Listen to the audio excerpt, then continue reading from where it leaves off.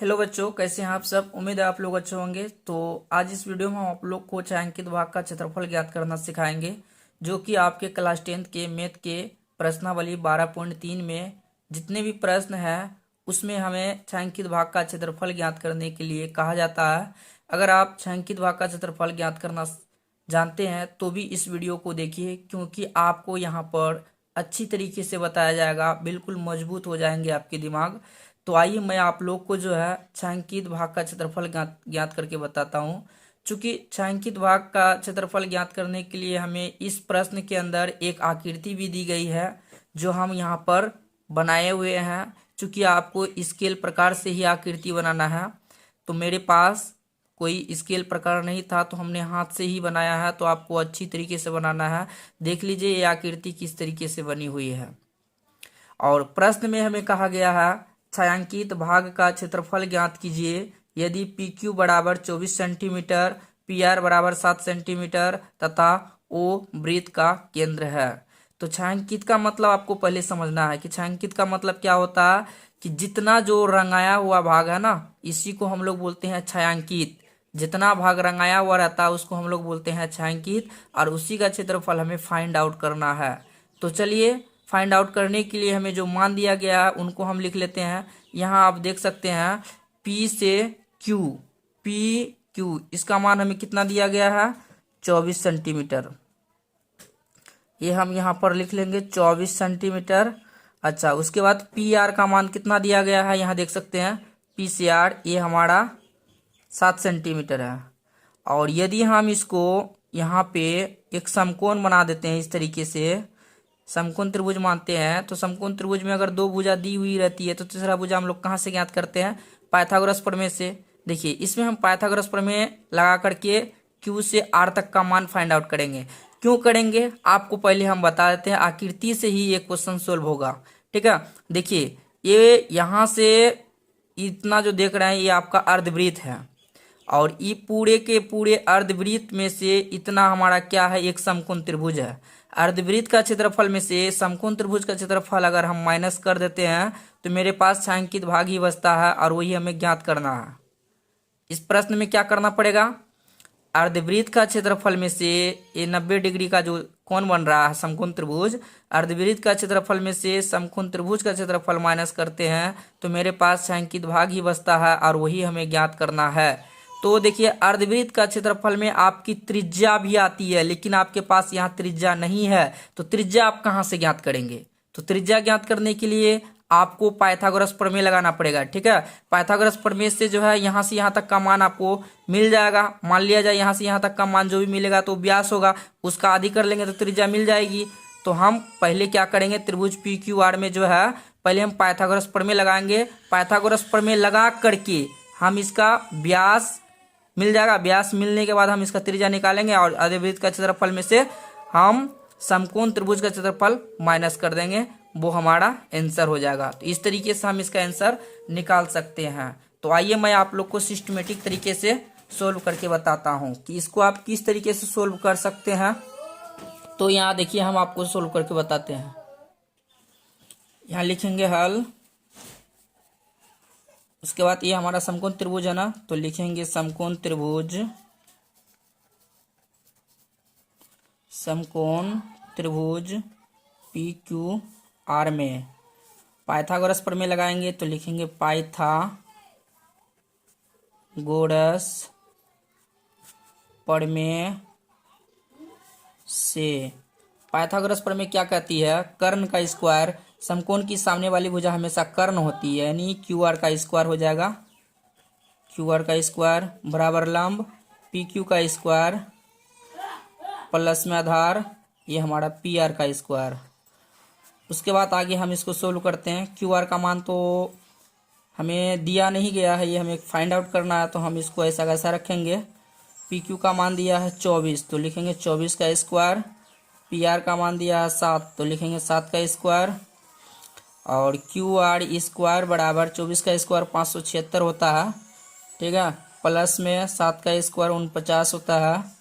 Q R square बराबर जोड़ेंगे तो 625 होगा, और स्क्वायर को हटाते हैं तो दूसरी तरफ रूट चढ़ जाती है, चूंकि 625 का रूट निकलता है 25, तो ये आ जाएगा क्यू आर का मान 25। और क्यू आर क्या है, परिधि से लेकर केंद्र से होकर जा रही है ना, केंद्र से भी होकर जाती है, और ये वृत्त की सबसे बड़ी जीवा है, इसलिए हम इसको व्यास कह सकते हैं। अगर वृत्त के बारे में कंप्लीट जानकारी लेना चाहते हैं तो इससे पहले हम आपको वृत्त से संबंधित सभी चीज़ों को बताए हैं, अगर वो नहीं देखे हैं उस वीडियो को तो जरूर देख ले।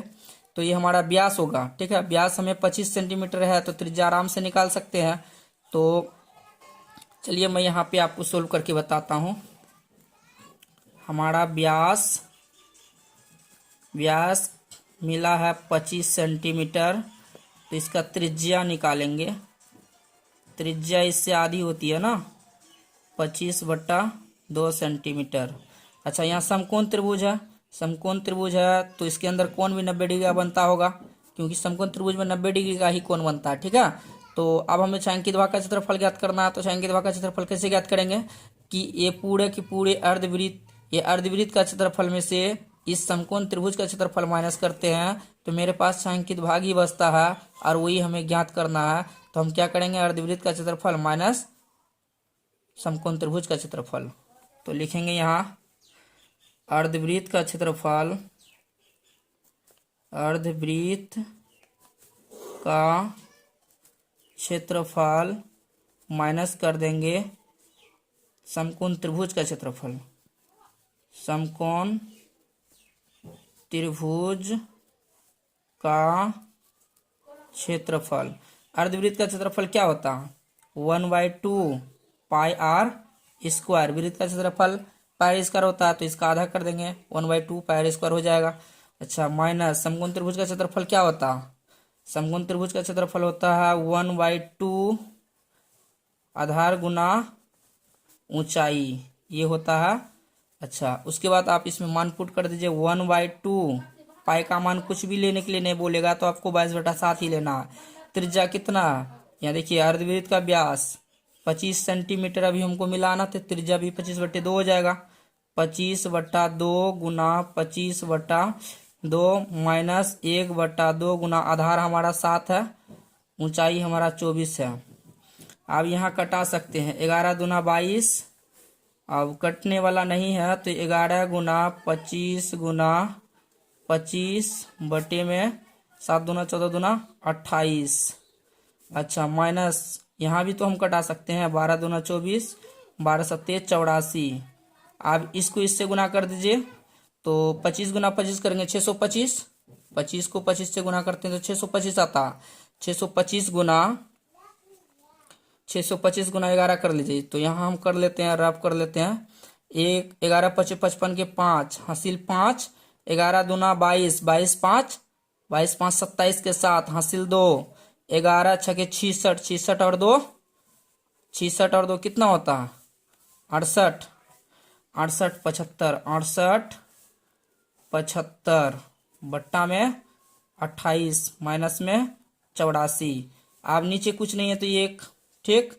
अब हम इसका भिन्ना घटा कर लेते हैं, 28 और 1 का लघुत्तम लेंगे, 28 होगा। इसको इससे भाग देंगे, भागफल 1 का गुना 28 75 में करेंगे, तो 28 75 माइनस 28 गुना 84 करेंगे, 84 गुना 28 करते हैं, तो 8 चौक 32 के 2 हासिल 3, 8 8 64 और 3 64 और 3 67, 2 चौके 8, 2 8 16, 2 15 5, 12 1 13 3 3 2 23 52, 23 52। अब इसको घटा लेते हैं, 5 में से 2 जाएगा तो 3, 7 में से 5 जाएगा तो 2, और यहाँ 45 बचेगा, 45 23/28। ये होगा आपका छायांकित भाग का क्षेत्रफल, ठीक है। और यही हमें ज्ञात करना था, तो हम यहाँ लिख देंगे छायांकित भाग का क्षेत्रफल, ये आपका आंसर हो जाएगा, ठीक है। तो यहाँ आप घटा लीजिए, देखिए 5 में से 2 जाएगा तो 3, 7 में से 5 जाएगा तो 2, 8 में से 3 जाएगा तो 5, 6 में से 2 जाएगा तो 4, 4523/28 सेंटीमीटर स्क्वायर, चूंकि क्षेत्रफल सेंटीमीटर स्क्वायर के अंदर आता है। तो इस तरीके से हम इस वीडियो को में छायांकित भाग का क्षेत्रफल ज्ञात कर सकते हैं। अगर आपको ये वीडियो अच्छी लगी हो तो ज़रूर आप इस वीडियो को लाइक एंड सब्सक्राइब करें, ठीक है। और इस वीडियो को जो है अपने दोस्तों के साथ ज़रूर शेयर करें। अगर आपको कोई भी क्वेश्चन में कोई भी डाउट हो या फिर कोई भी क्वेश्चन का सल्यूशन चाहिए तो आप ज़रूर हमें कमेंट करके बताना कि इस क्वेश्चन का सल्यूशन चाहिए। मैं उस पर आपको बेहतरीन तरीके से वीडियो प्रोवाइड करूंगा। तो मिलते हैं नए वीडियो में नए टॉपिक के साथ, तब तक के लिए धन्यवाद।